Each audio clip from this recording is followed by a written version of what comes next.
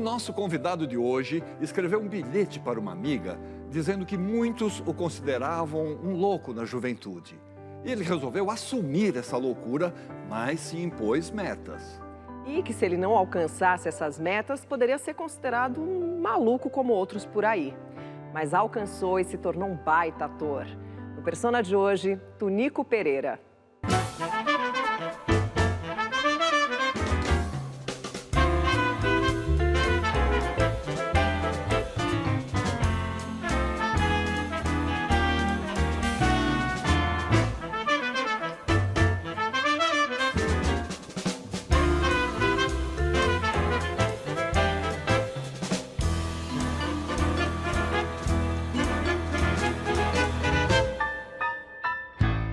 Tunico Pereira, obrigado por aceitar o nosso convite.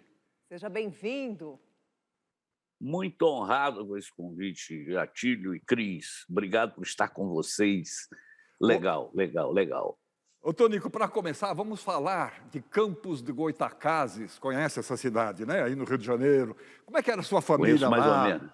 Como é que era a sua família lá? Como é que era a cidade, as suas brincadeiras de infância? Você tem jeito Meu de Deus. ser aquele garoto bem comportadinho, era isso? Ah, incrivelmente comportado. Não sei nem como é que eu perdi isso, meu Deus do céu. Campos dos Goytacazes, que é eu parodiando o Gilberto Gil, que fala que a Bahia deu a ele régua e compasso, Campos também me deu. Só que ao contrário, para ele as experiências foram ótimas, para mim foram completamente loucas, malucas, mas me deu um senso de conhecimento de justiça e injustiça. Campos é uma cidade muito injusta com o povo pobre. Eu era de uma família de classe média bem baixa, né? Nasci na rua 21 de abril, número 155, que era uma rua de puteiros, entendeu? Então, a minha mãe, por exemplo, vendia leite, pegava leite numa fazenda lá, entregava. Eu era um dos entregadores de leite e eu levava leite aos puteiros, por exemplo, que eram perto de casa, né? Agora me conta uma coisa, você estudou em colégio de padres. Você se deu bem nesse ambiente, hein, Tunico? Eu era um subversivo, né? Sempre fui, né? Inclusive, eu ficava de castigo quase todo dia, mas nunca ficava, porque eu fugia.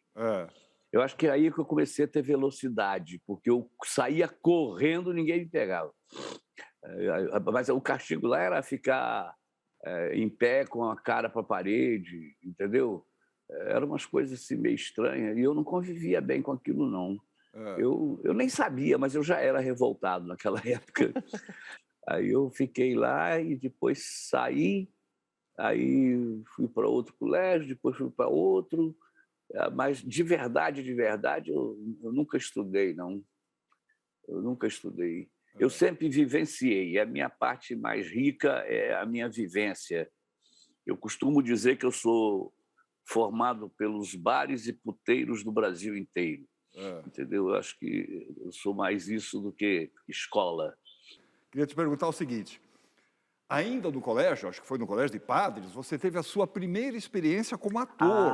E como é que foi que isso aconteceu? Quer dizer, isso não foi uma experiência a partir do momento que eu não sabia o que estava fazendo. Mas tinha um colégio de freira que, na época, era só de mulher. O meu era misto. E elas queriam montar a Paixão de Cristo. Aí elas foram no meu colégio e testaram algumas pessoas, entre elas eu. E eu ganhei o papel. Eu me lembro até do primeiro texto desse coisa, que é mesmo? Pedro as pedras sobre ti edificaria a minha igreja, e tudo que ligares da terra será ligado também no céu. E tudo que desligares da terra será desligado também no céu. É o único texto que eu me lembro da minha vida inteira de ator. Genial. Foi marcante, então, essa coisa, né? E agora, na adolescência, você queria ser jogador de futebol, Tunico, e até chegou a jogar no juvenil do glorioso Goytacás Futebol Clube. E o seu apelido era Vaca Brava. Tem a ver aí com esse seu estilo de jogo? Tinha a ver com a minha velocidade e eu nunca fui uma pessoa de levar desaforo, né, de levar desaforo para casa. Então eu tinha Primeiro que eu era magrinho, ágil, muito ágil, eu pesava 52 quilos, com 53 eu estava gordo. Né? E brigava. Eu brigava muito, entendeu? Eu saí de campos expulso praticamente de todos os clubes, de tudo quanto é coisa. E aí, Tonico, por que é que você desistiu da carreira futebolística? Por quê? Na verdade, por causa da cachaça. Né? Eu bebo desde criança também. Bebi muito mais. Aliás, agora eu bebo bem menos. Né? Mas quando adolescente, tem uma época que eu estava com uns 17 anos, eu já era muito barbudo, já tinha barba. Passei um carnaval que meu bigode mudou de cor. Ficou branco aqui na ponta de tanto álcool. Teve uma coisa que foi fundamental mesmo. Quando eu cheguei, eu fui visitar a minha prima, que estudava na Universidade Federal Fluminense, em Letras. E aí eu atravessei pela primeira vez as barcas, né? E fui até Niterói para encontrar com ela. Cheguei lá, o marido dela era o presidente do diretório, Fernando Gualda. Ela era Sueli, que era suco de limonada, que eu chamava ela. E aí eu cheguei. Aí eu cheguei, eu vi que eles estavam uma certa euforia, não podendo me dar atenção. Aí o Fernando arranjou uma solução. Tonico, está sendo fundado hoje o grupo da universidade aqui, da universidade. Você não quer ir lá? Você já fez teatro? Aí eu fui bem recebido e, ao mesmo tempo, eu fiquei fazendo uma comparação. Era 68, né? As meninas todas se liberando, né? No mundo inteiro, né? A partir da França, né? A partir de uma coisa. E eu falei assim, meu Deus, eu vou ficar frequentando um vestiário cheio de homem pelado, podendo estar aqui num camarim com essas meninas. E aí a minha decisão foi fatal. Eu não saí mais. Tonico, nós temos o primeiro depoimento para mostrar para você. Uma colega que estava lá no grupo laboratório do teatro da Universidade Federal Fluminense. Olha só. Bom, para mim não vai ser fácil falar do Tonico em tão pouco tempo, porque eu teria motivo para ficar horas aqui. A gente se conhece desde dos primórdios assim, do grupo da laboratório da Universidade Federal Fluminense, e desde esse começo o nosso relacionamento sempre foi muito próximo, muito parceiro para mim. Assim, o Tonico é um irmão da vida, um irmão muito querido. Ele sempre foi uma pessoa muito generosa, muito parceira, muito atenta para os seus amigos, mas hoje nós estamos aqui para falar do grande ator Tonico Pereira, que desde aquela época já se revelava uma pessoa extremamente criativa, extremamente presente e carismática. Agora, eu acho que, como ator, a maior característica do Tonico, além da qualidade excepcional do seu trabalho, é melhorar o trabalho daquelas pessoas que contracenam com ele. Né? Eu faço isso por experiência própria. Ele leva a gente para aquilo que a gente tem mais de brilhante, ele nos alicia para a sua própria luz. E ele é também um dos meus amores da vida, né? Meu grande irmão Tonico Pereira. Parabéns, meu amor. Parabéns. E aí, Tonico? Estou chorando. Não chora, vai. A Imara é uma irmã. Ela é muito mais irmã, porque Imara é uma pessoa que passou pela vida e nós nunca transamos. Uma época que todo mundo transava com todo mundo. A gente é irmão mesmo. É uma pessoa muito importante para mim também. Ela reconhece a minha ignorância e ignora. Entendeu? Então, nós sempre tivemos uma relação, até hoje. Eu sinto muito não estar tão perto dela mais, porque ela está em São Paulo, eu estou aqui. A gente se vê muito pouco. Mas é uma das pessoas que também me instruiu politicamente, porque ela é altamente politizada. Eu vivia as emoções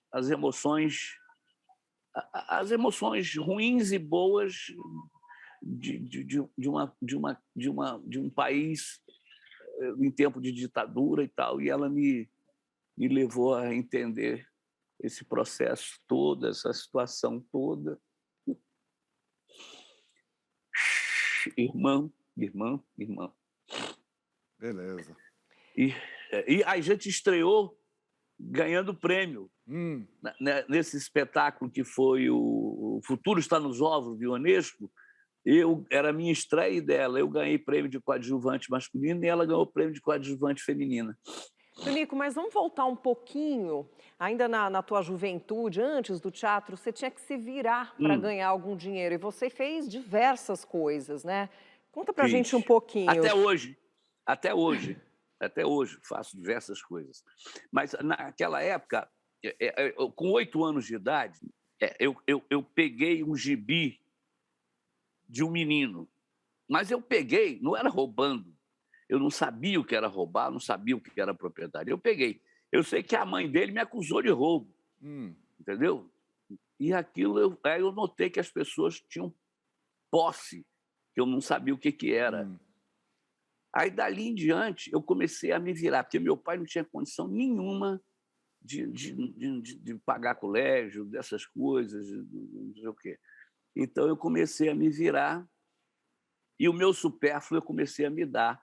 Aí por aí eu fui fazendo coisas e coisas e coisas.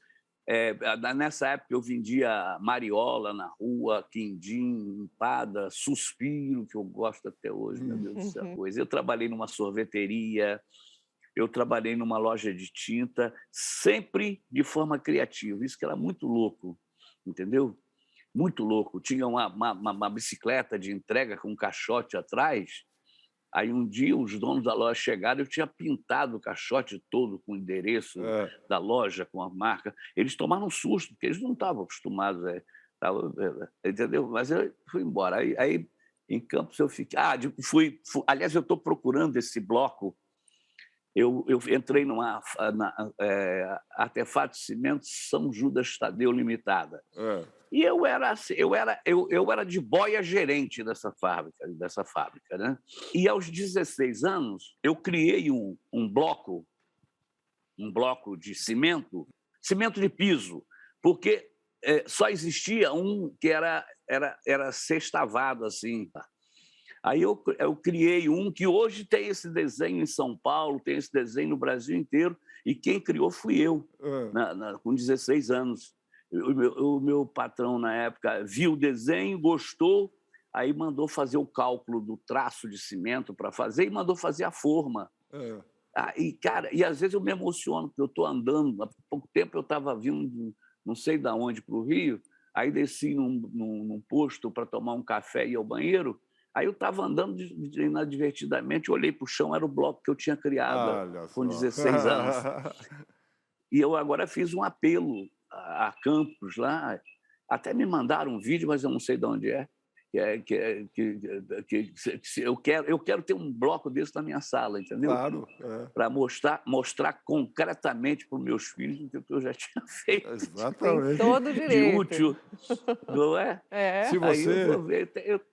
Se você tivesse patenteado, você estava rico, né? Mas eu nem sabia o que era isso naquela época, né? Agora, Tonico, teve uma história que um barbeiro aconselhou você a sair de Campos. E você acabou saindo mesmo, mas não foi por causa do barbeiro. Saí. Não. Na verdade, eu conheci uma menina num verão lá em Campos, Santafona, e comecei a namorar ela. E ela morava no Rio, ela estava lá no verão. Aí ela veio para o Rio, aí eu vim atrás. Eu saí nessa época, da época que eu mais ganhei dinheiro, que era numa linha de contrabando, que eu era avião. Que eu vendia... O relógio Seiko entrou no Brasil nessa linha, era perfume, cigarro americano, não sei o quê. Eu ganhava assim umas 40 vezes mais que meu pai. Entendeu? E aí eu larguei isso. O cara falou: você vai largar isso? Você está ganhando dinheiro. Não vou largar, vim para cá. É claro que depois não deu certo, né? Acabou. Eu tive até, como 17 anos, mais ou menos, eu tive uma tentativa de suicídio, babaca pra caralho. Eu estava num carnaval. Mas por causa disso? Por causa da garota?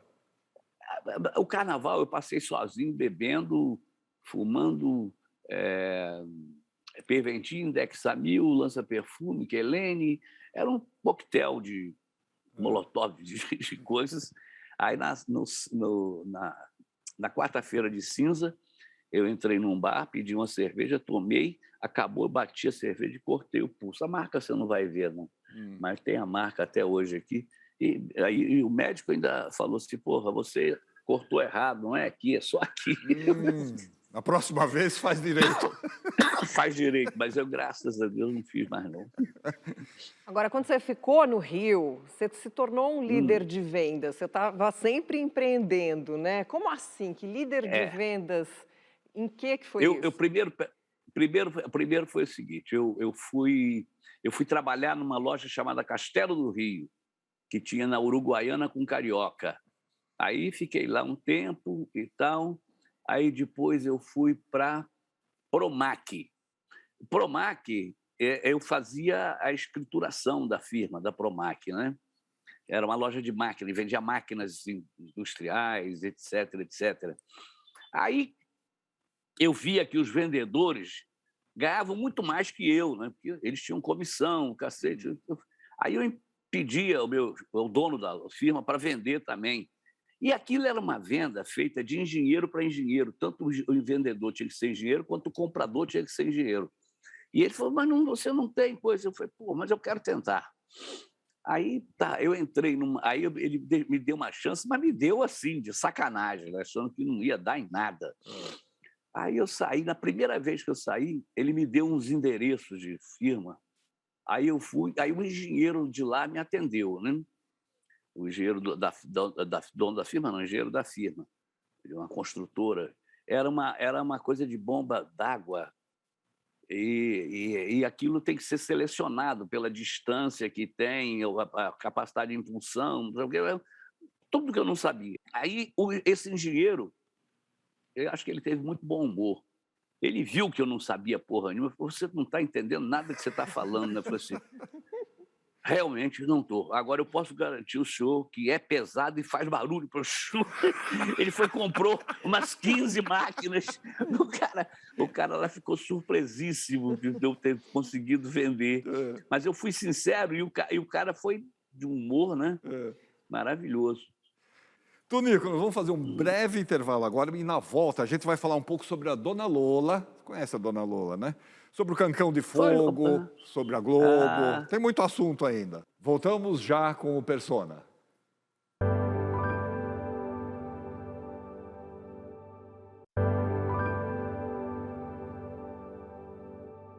Estamos de volta para a nossa conversa com Tonico Pereira. Tonico, a gente já abre esse bloco com um depoimento de uma colega que viveu com você na Rua do Lixo. Vamos ver? Eu trabalhei com o Tonico e conheci ele há mais de 40 anos atrás, no final da década de 60, no Grupo Laboratório, que era um grupo de teatro da UF, do pessoal de letras. Nós fizemos o Prometeu Acorrentado de Ésquilo e viajamos o Brasil inteiro, de norte a sul, com essa peça, ganhamos várias menções honrosas, vários prêmios, e foi no Festival de Caruaru que nós encontramos o Vital dos Santos, que tinha uma peça chamada Rua do Lixo 24, que foi onde eu estive mais próxima do Tonico, que nós encenamos essa peça junto. E o Tonico sabe bem a letra e a música, porque ele que fez a música com Limonge, foi dirigido por Antônio Limonge. Mas ele gostava mesmo, era de improvisar, ele não decorava muito e improvisava. E eu que ficava perdida, mas eu acho que ele gostava mesmo de me ver perdida, sem a dica, e ele fazia de propósito. Ele sempre foi muito criativo, estou aqui com uma criação dele, que são essas camisetas, e a minha é o seguinte, mas é melhor ser uma folha solta do que viver encadernada. Isso aí, querido.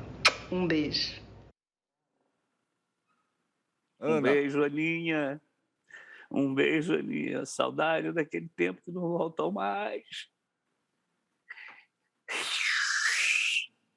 O Lapa apresenta Rua do Lixo 24.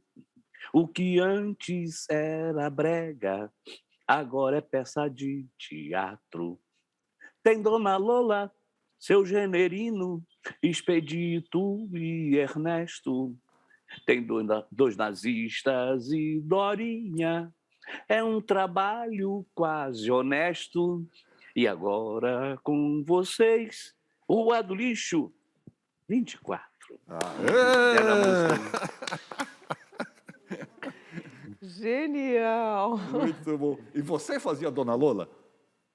Uhum. Eu era a Dona Lola, a matriarca. Legal. Primeira mulher que eu fiz em teatro. Depois dessa experiência com o Grupo Laboratório de Teatro, que era um grupo intelectualizado, vamos dizer assim, você vai trabalhar com o Luiz Mendonça, que era um teatro eminentemente popular. Como é que foi isso? Fala um pouco desses trabalhos com o Luiz Mendonça, grande Luiz Mendonça. Esse é um mestre maravilhoso. Eu não vou dizer isso que eu possa afugentar os empregos, mas eu nunca sou dirigido de forma absoluta, não. Eu sou, sei lá, eu tenho um caráter muito forte. E Mendonça foi o diretor que não me falou nada na minha vida a não ser fazer assim, entra em cena e faz o que você sabe, entendeu? E aí a gente foi uma parceria maravilhosa de 5 anos, mais ou menos, de 5 anos, maravilhosa, com teatro em porta de fábrica, um teatro em favela, ou seja, você tinha que equacionar o espaço a cada vez que você se apresentava, porque nada era fixo, né? Não era o mesmo espaço. Isso me deu uma experiência de lidar com o espaço, entendeu? São coisas que foram muito grandes para mim, muito importantes para mim. Mendonça é uma saudade, é a minha formação maior. O laboratório era um grupo mais intelectualizado, claro, né? E como eu também no laboratório, sentindo que as coisas eram mais intelectualizadas, é um vício que eu guardo até hoje, aliás, quando começavam muito a discutir, porque lá a gente fazia um ensaio e 2 dias de discussão sobre aquele ensaio. Eu dormia. Olha só quem mandou umas palavras para você dessa época. Pois é. Tonico Pereira. Eu vi a primeira vez no Teatro Brigitte Blair, em Copacabana, interpretando o Caenga, um secretário do Satanás, na peça A Chegada de Lampião no Inferno.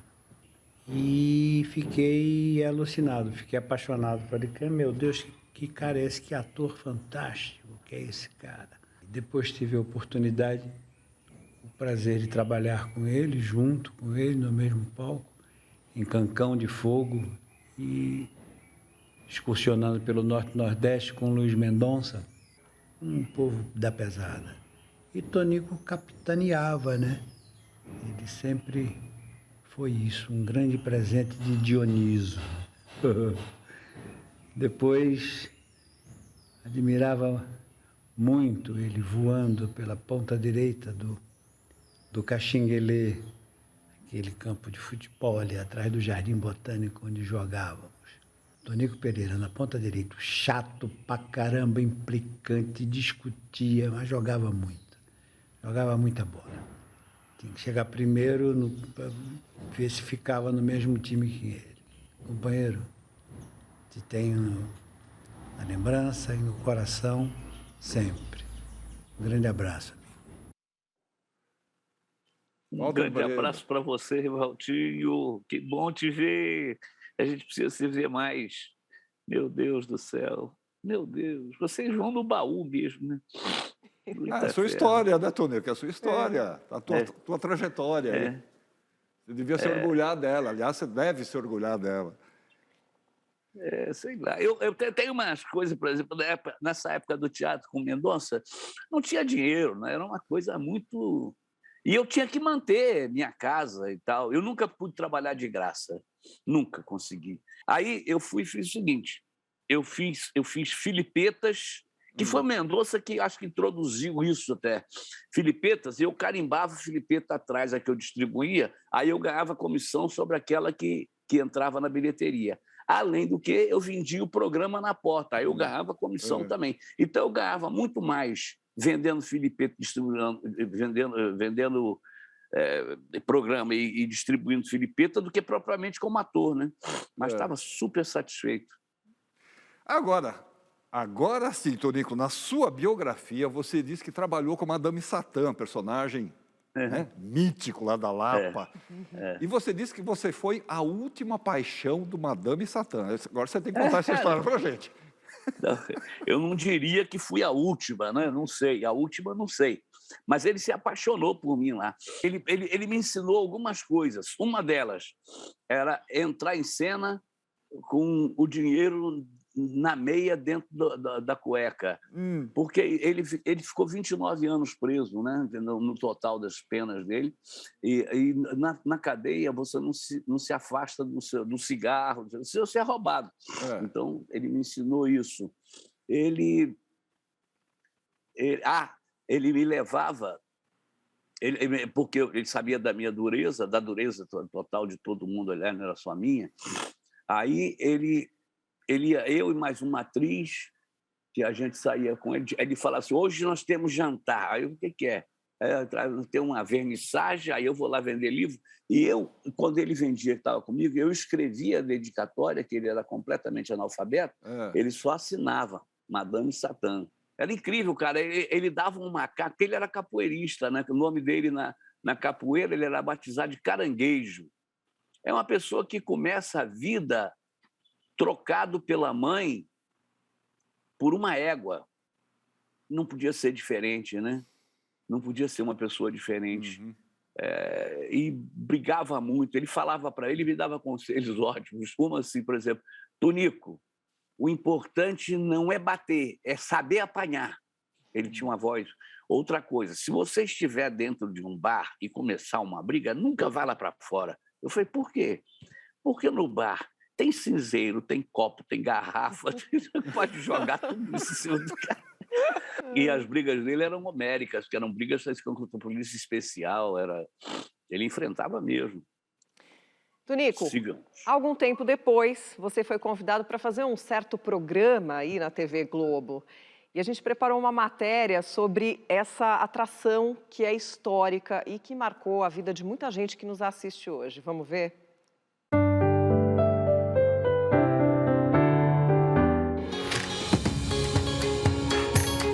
O escritor Monteiro Lobato disse um dia: de escrever para marmanjos estou enjoado, mas para crianças um livro é todo um mundo. Lobato acabou criando uma das mais importantes obras da literatura fantástica, O Sítio do Pica-Pau Amarelo. Seus 23 volumes, editados entre 1920 e 1937, fizeram um enorme sucesso e logo passaram a ser adaptados para o cinema, o teatro e a TV. Tatiana Belink foi quem primeiro adaptou a obra para a televisão em 1952. A TV Cultura, a Bandeirantes e a Globo também recriaram as aventuras de Narizinho, Emília e Pedrinho num universo repleto de criaturas fantásticas e viagens pelo tempo. Em um dos episódios da Globo, em meados dos anos 70, surgiu no sítio um tal de Zé Carneiro, que nem era personagem do Lobato, mas que na interpretação brilhante de Tonico Pereira caiu nas graças do grande público, o que resultou na sua permanência até o fim da série nos anos 80. Com toda certeza, o próprio Lobato se apaixonaria pelo matuto criado pelo Tonico.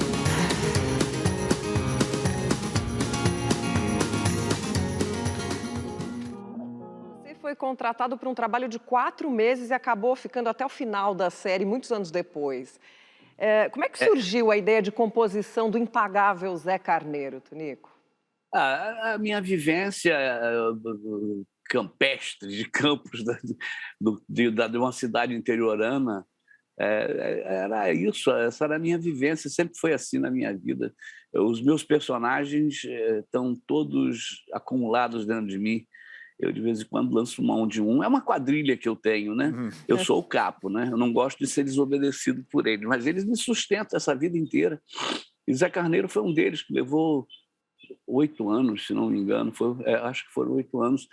Tem uma história que você se inspirou também no seu irmão para fazer o Zé Carneiro. Certo, era uma inspiração e era uma homenagem, né? Porque meu irmão, ele tinha síndrome de Down, então ele era uma eterna criança, né? E ele era muito engraçado, porque se eu estivesse numa situação difícil, cenicamente, ele pegava um revólver de plástico que ele tinha e ficava para me proteger, você entendeu, das coisas, né? João Marombão, eu contracenava muito com ele, porque eu fazia ele ter várias profissões e eu me relacionava com ele dentro dessas profissões, entendeu? Doutor Jacinto Dor, ele era o meu médico, aí ele me operava, fazia consultas, etc. Garçom Marombão, que era um copo d'água, por favor, um café, aí ele vinha de garçom. A nossa relação era toda através de personagens, né? A partir daí, desse personagem, desse sucesso do Zé Carneiro, você se tornou uma das figuras carimbadas da Globo, né? Você passou a fazer novelas especiais, minisséries, tudo. Mas você se diz até hoje um anti-ator. Queria que você definisse isso. O que é esse anti-ator que você se considera? É porque eu sou apenas um ser humano com vivências fortes e interessantes, como eu já te disse, formado no Brasil inteiro, né? E aí o ator é uma coisa que... pior ainda é ser artista, né? Mas eu acho que artista, por exemplo, não existe. Ou somos todos artistas, ou não somos artistas. Por quê? Você, por exemplo, faz uma carreira como eu estou fazendo, espero estar fazendo ainda, né? E às vezes você só vai conseguir uma perfeição, um momento de Deus, assim, numa pausa em 50 anos de carreira. E ali você poderia ser chamado de artista ou de Deus, porque o Deus meu é o homem, mas ali você atingiu a perfeição, então você é Deus. E isso não acontece sempre. Então as pessoas posam dando risada e dizendo que é artista. Eu falei, meu Deus, que bobagem. Entendeu? É muito maior que isso. Não existe... ninguém é artista o tempo inteiro, entendeu? Ninguém. Ou se você perguntar ao Picasso e ele for honesto, ele vai dizer que ele não gosta de tudo que fez. Eu também não gosto de tudo que fiz. Eu posso até ter sido considerado bem feito, fazendo bem, mas não é. Eu sei o meu momento que eu atingi o que eu gostaria de ter atingido. Legal. Mas não existe essa possibilidade. Bom, e aí a gente chega naquele assunto que dizem que você tem o hábito de dormir nos camarins antes dos espetáculos e durante, inclusive, né? Então, a gente tem um depoimento de alguém que fala um pouco sobre isso. Vamos ver. Olá! Bem, estou aqui com a missão dificílima de falar sobre Tunico Pereira. Tunico Pereira, ele é uma pessoa muito múltipla, né? Difícil de se traduzir em algumas palavras. Tunico, para mim, é um dos maiores atores que nós temos aqui no Brasil. E também um dos melhores colegas com quem eu já trabalhei. Uma das pessoas mais íntegras, mais profundas e mais inteiras. E também tem uma loja de porcas e parafusos. Esse é Tunico, múltiplo, mas sempre intenso no que ele se propõe a fazer, né? E ele não é um ator racional, ele é um ator completamente intuitivo, visceral, que se joga, que não se julga e que tanto me ensinou com essa sua forma de estar em cena, sabe? É tão bom quando a gente vê um ator brincando em cena, e esse é o Tunico, um cara que brinca em cena, que se diverte em cena e que até dorme em cena. Tive uma passagem com o Tunico onde a gente fazia um casal numa série e o personagem dele estava ali à beira da morte, na cama, e ele tinha bifes enormes e meio que dizendo o seu testamento, né, antes de morrer. E às vezes, antes de filmar, ele pegava no sono e eu dava uma leve cutucadinha nele. Ele acordava já no texto. Isso vai para tal, isso eu deixo para tal. Tunico maravilhoso. Ele é tão relaxado em cena que até dormir ele consegue. Tunico, te amo, muito obrigada por tudo que você me ensinou, por todos os exemplos que você me deu e por ser esse cara tão generoso, grandioso e que eu tanto admiro. Obrigado, menina. Uma das pessoas que não é muito comum na idade dela. Eu tinha falas, às vezes, que eu dormia mesmo, e ela ficava com a mão assim, segurando a minha, e quando estava na hora de eu falar, ela apertava a minha mão, eu levantava, assim, falava, entendeu? Mas eu já entrei em cena dormindo também. Eu durmo no camarim, de vez eu adoro chegar cedo no teatro, não por caretice, mas é para poder deitar e dormir, não ser atrapalhado pelo trânsito na hora. Aí eu peço às pessoas, 5 minutos antes de começar, me acordem. Aí me acordam, eu fumo um cigarro, faço o meu esquentamento, que é uma coisa assim, e entro em cena. Tanto faz ser tragédia, comédia, qualquer coisa, o meu esquentamento é esse, e meu cigarro é que esquenta a minha voz. Enquanto as pessoas fazem vocalize, o cacete, eu fumo um cigarro. E o lance o espetáculo que eu entrava em cena era o Bench.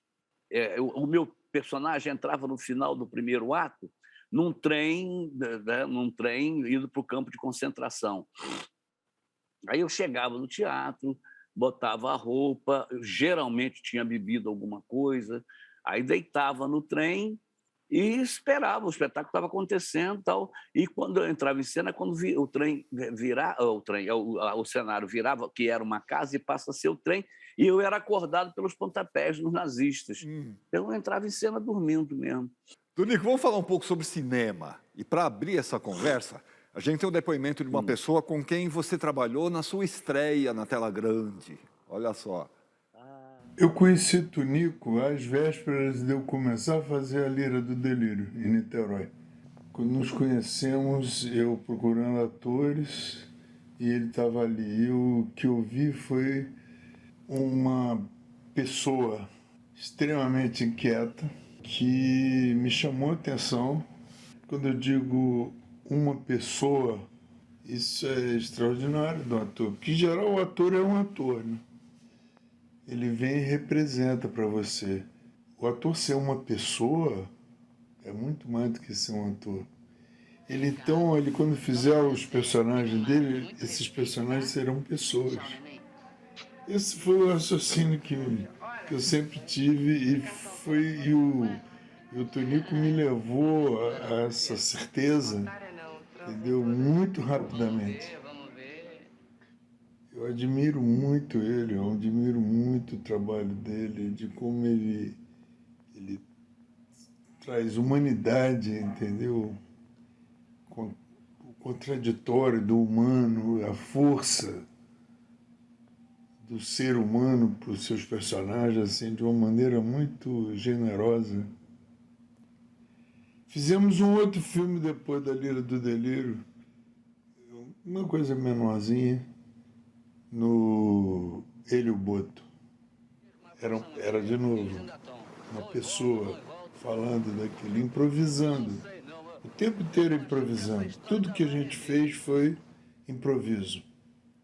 Dava uma linha da ação e ele propunha a fala. Nota 10 para ele sempre. Nota 10 para você, Tunico. 1000 para Valtinho.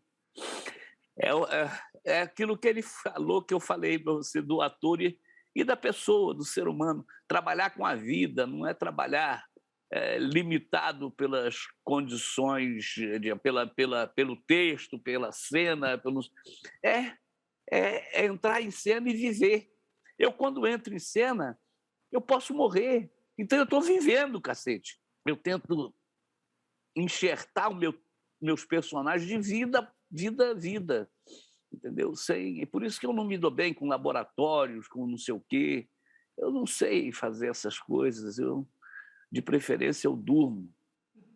Agora, tem uma outra história muito boa. Você foi convidado para trabalhar numa produção internacional cujo protagonista era simplesmente o Mick Jagger. Conta essa história para a gente. O que aconteceu? Não, o que aconteceu é que eu fazia um motorista de caminhão que dava era fuga para ele, acho que era fuga. E esse motorista, ele estava bêbado, né? Ele estava bêbado no filme. E eu aí fiquei brincando com o personagem em volta do caminhão ali, dando olhada, porque eu ia dirigir o carro, né? Aí eu fiquei brincando e fazendo o personagem. Aí ele chegou para fazer a cena, chamou a produção, me viu. Acho que ele me viu até mijando na roda do caminhão, não sei. Aí ele chamou a produção e falou assim, que não gravava comigo, que eu estava bêbado. Aí a produção foi e falou, não, ele é ator, ele está fazendo o personagem.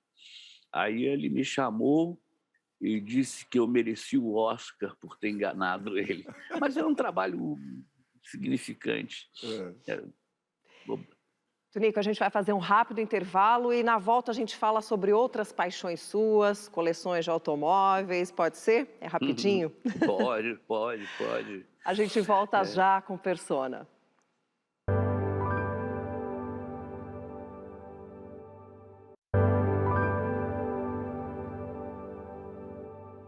Terceiro bloco do Persona, hoje conversando com Tunico Pereira. Tunico, que história é essa de dançarino de boate, hein? Em que tipo de dança que você manda bem? Antigamente eu mandava bem. Agora, se eu for fazer o que eu fazia antes, eu caio. Então, mas a minha mulher, Marina Salomão, que é uma bailarina de balé, como é que se diz? Contemporâneo, ela de salão, ela é maravilhosa, já foi parte do Carlinhos de Jesus, já fez coreografia para ele, e ela dança. Eu hoje vou à feira e de vez em quando eu danço com ela naquele, sabe, aquele velho dançando, sou eu. Mas as pessoas chegam para mim e pedem para dançar com ela e eu me sinto um coronel ali, eu só faço assim com a cabeça. Assim. Me sinto um coronel. Tunico, vamos voltar ao teatro. Você nunca abandonou os palcos e fez tanto personagens de espetáculos bem populares como clássicos também. Shakespeare. Olha só o depoimento que a gente tem para você. O Tunico Pereira é meu amigo desde sempre. E desde sempre também eu acompanhei os seus movimentos no teatro e observei que ator, que cidadão, que artista ele era e ainda mais que artista ele poderia ser. E também observava que por um certo tipo de preconceito que a classe artística tem, o Tunico Pereira nunca tinha tido um trabalho à altura da sua capacidade como eu havia e achava que ele merecia. Então, em determinado momento, eu tive essa oportunidade de eu investir no Tunico Pereira, no meu querido amigo Tunico Pereira. Eu dei a ele o papel do Feste, um criado da peça Noite de Reis, de William Shakespeare. Um papel muito importante. Ele era o opositor do vilão da peça, que era o Malvolio. Então, a oposição entre Malvolio e Feste dizia todas as peripécias do ser humano, da vida humana, de como viver ou não. Foi um trabalho muito bonito. Então, depois de fazer o criado Feste e Noite de Reis, eu avancei, fui mais longe. Dei para Tunico Pereira o papel do avarento do Molière, Harpagon. Um personagem clássico, importante, determinante, enorme, gigante da dramaturgia universal. E o Tunico fez de uma maneira brilhante, suave, despreconcebida, sem nenhuma pretensão, despretensiosa, talvez seja a melhor palavra. Uau! Palavras de um mestre, hein?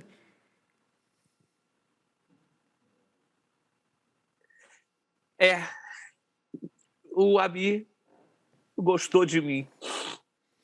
Eu sou assim mesmo, eu não tenho. O Amir era a pessoa que, quando ele fazia a preleção com o elenco, eu tinha um lugar cativo, que era botar a cabeça na coxa dele, sentado todo mundo no chão, e eu dormia enquanto ele falava. Ou seja, isso é me entender, né? É me respeitar, é saber que eu vou acordar e fazer legal, entendeu? Fazer com empenho, não sei se é legal, mas fazer humanamente, fazer, você entendeu? Com a possibilidade das pessoas, dos personagens terem vida, são seres viventes, não são uma abstração elucubrada. Não, faz, caralho, faz, entra e faz. Ai, assimila a barata, assimila a mosca, assimila a queda, assimila tudo. E aí você está vivo em cena. Se morrer, então, é que você está vivo mesmo em cena. Ai. Com alma, com verdade, que é o que você faz, né, Tonico? A gente está fazendo você chorar, né? Desculpa. É a tua carreira, como a Atílio falou.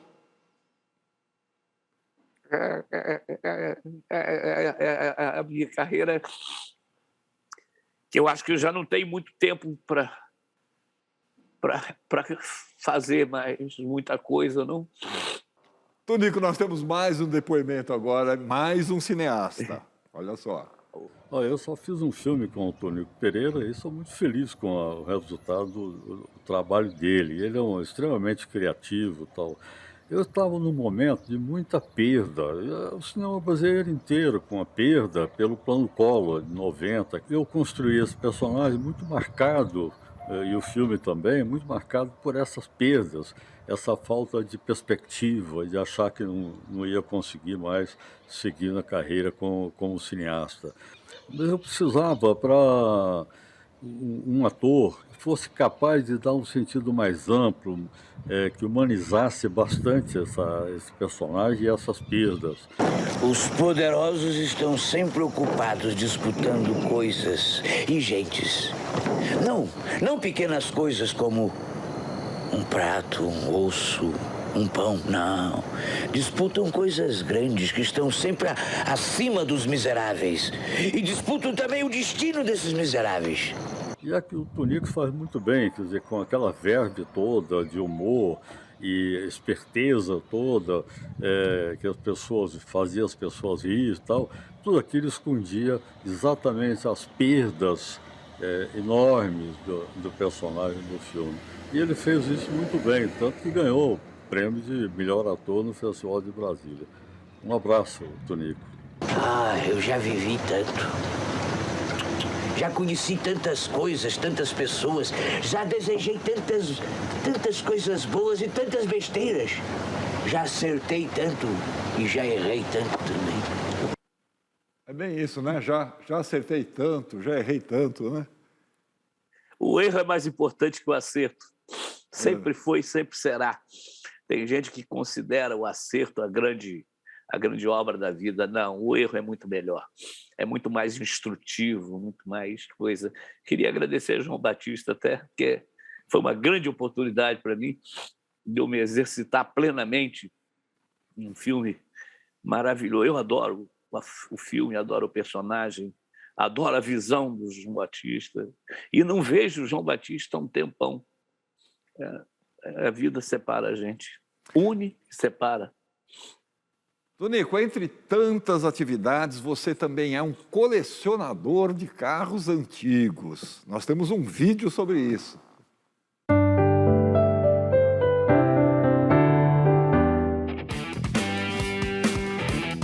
Mais do que simplesmente um meio de transporte, o automóvel é uma paixão para milhões de pessoas em todo o mundo. O design, a potência, a técnica são alguns dos elementos que tornam essas máquinas inventadas no final do século XIX uma atração irresistível. Graças aos colecionadores, podemos apreciar ao vivo e em cores modelos de carros que já não existem mais. O colecionador exerce papel fundamental na preservação da história. Já pensaram como seriam os filmes de época sem os automóveis carinhosamente preservados? Como vivenciar a nossa evolução sem mostrar essas joias encantadoras? Tonico Pereira tem uma pequena coleção dessas raridades. Se um dia ele fizer o papel de um motorista do passado, talvez encontre na própria garagem o modelo de automóvel ideal para ele. E com direito a cachê duplo, é claro, para o ator e para a raridade.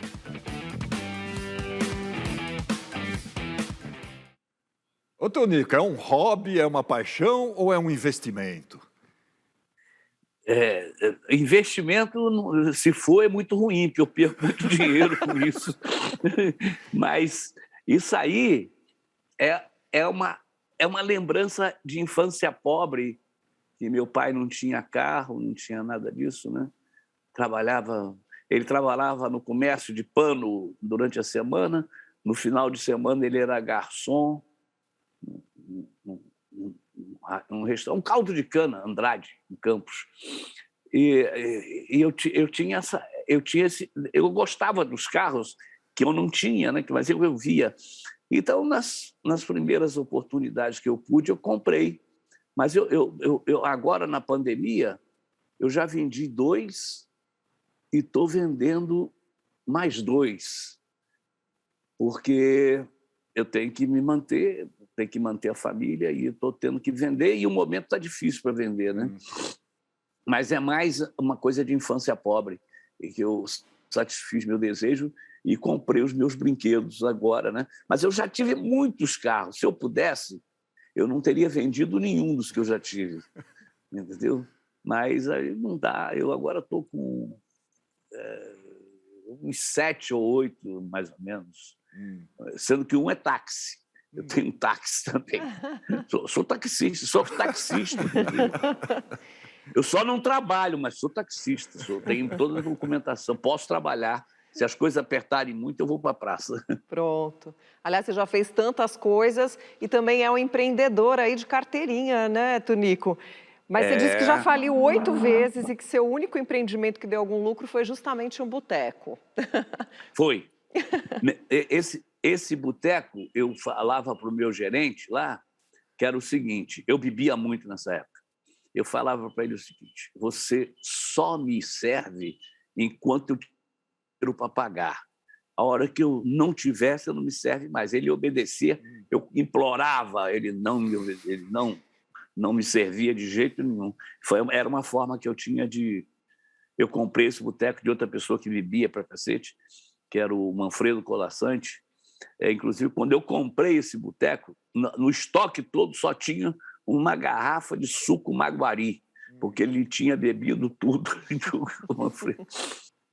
Aliás, você se diz um anárquico pensante, né? E o seu trabalho mais recente foi o julgamento de Sócrates, né? A gente já falou um pouquinho. Em teatro. Mas você encontrou pontos de identificação com ele, Tonico? Encontrou, né? Total. Por exemplo, um deles que é o mais forte. Sócrates nunca escreveu. Sério? Certo? Eu nunca li. Então, somos parceiros. Genial. Tonico, infelizmente o nosso tempo terminou. Eu quero agradecer a você por ter aceitado o nosso convite, por essa conversa tão especial, especialmente por você ter se aberto de uma forma tão humana, tão sensível e tão emocionada aqui com a gente. O programa está lindo. Muito obrigado, Tonico. Obrigada mesmo. Obrigado a vocês pela oportunidade. Eu acho que eu estou começando agora a viver dos registros dessas coisas assim, entendeu? Eu acho que eu já não tenho muito o que trabalhar, não, né? Porque tá fogo, né? Essa pandemia, estou trabalhando e não sei, já estou mais velho, então não sei como é que... As pessoas não gostam de gente mais idosa, não. Só eu que gosto de idoso, entendeu? Que eles me deram a minha vivência maior. Não seja tão pessimista, Tonico. Vai trabalhar. As coisas estão assim por causa da pandemia, mas isso vai passar. Não é pessimismo, muito. Não. É realismo. É realidade, entendeu? Tonico, obrigada, principalmente pela sua verdade, pela sua alma, pela sua autenticidade. Obrigada. Obrigada, foi uma honra. Um abraço para você, Tonico. Um abraço para nós, um abraço possível. Para todos. Beijos e abraços a todos. Obrigada. Muito obrigado e até o próximo Persona. A gente volta no próximo domingo com Persona. Grande, Tonico. Me avisem quando for passar. Tonico, desculpe a gente ter feito você chorar tanto. Não sabia que ia acontecer isso. Eu não tenho problema com isso. Eu não forcei o choro, não passei limão no olho, não passei aquele negócio japonês no olho. Eu chorei. Tá perfeito. Mas a gente vai mandar uma caixinha de lenço para você. Obrigado. Vamos tirar uma foto aqui, Tonico. Ó, o pessoal faz uma cara bonita aí, Tonico. Faz uma cara bonita, hein? É difícil isso, é impossível. Capricha. Bonito é impossível.